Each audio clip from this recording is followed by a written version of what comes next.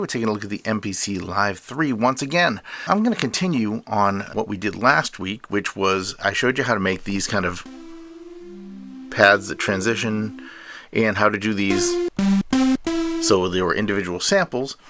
This week, what I'm going to show you how to do is duplicate these pads. Now, it's real simple actually, but why would you want to duplicate the pads? Say, for example, I want to set up another instrument with the same type of setup right here. Instead of going through all the selecting the pad X and pad Y and then setting the shaper and all that kind of thing, I can just take this one pad and duplicate it and change the samples on it. For example, if I go right over here, it's really easy to do. We just go right over here on the MPC Live 3 and there's a button right up here that says copy.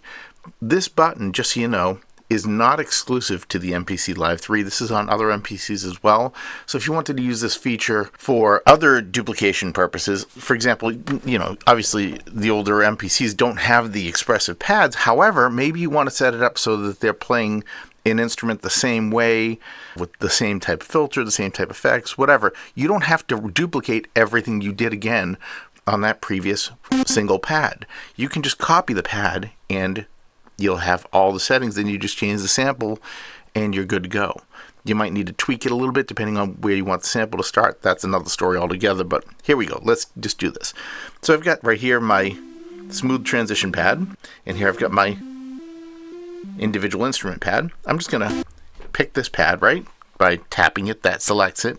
Now I hit copy, and you'll see up here it says H01. That's the pad that I've got selected, and I want to copy it. So I go down and tap this section down here. This will allow me to select where I want it to be copied to. So I just go pick another pad where I want to copy it to, tap that, select it. You'll see that it highlights in red. The one that's coming from is green, the one that's going to is red. And then once we're done with that, we just go here, we click do it. And now it's there. This works with any kind of pad that you would set up, which leads me to what I'm working on right now. Currently what I'm building is a template of sorts that I'm going to put on the H bank here. So it's going to be H1 through 16. It's going to have all of the transitions I can think of that I might use. For example, like a left to right, maybe for panning, up and down for volume, different things like that. I'll set them up and it's going to be a bank of 16 different transitions. And I'm going to make that available on my Gumroad account. You can purchase that bank of different transitions. Now, if you want to use those type of transitions, you'll have a template to work with, or you can actually use the ones that are actually right there and just go to your HBank, load up the bank, go to your HBank, pick the one you want to copy it to wherever you want it, change the sample, and you're good to go. To change the sample, by the way, let me just show you real fast. If you just go right over to samples right here, and then choose your layer. So right now, layer 1, I forget how the layers work, but I think it's 1, 2, 3, 4. I could be wrong. I can't remember the way they're ordered. But if I change layer 1, we'll just change that to a different sample. I'll go choose a different sample, and that should be my final sample. So, all right, this is 1. I'll make this 2.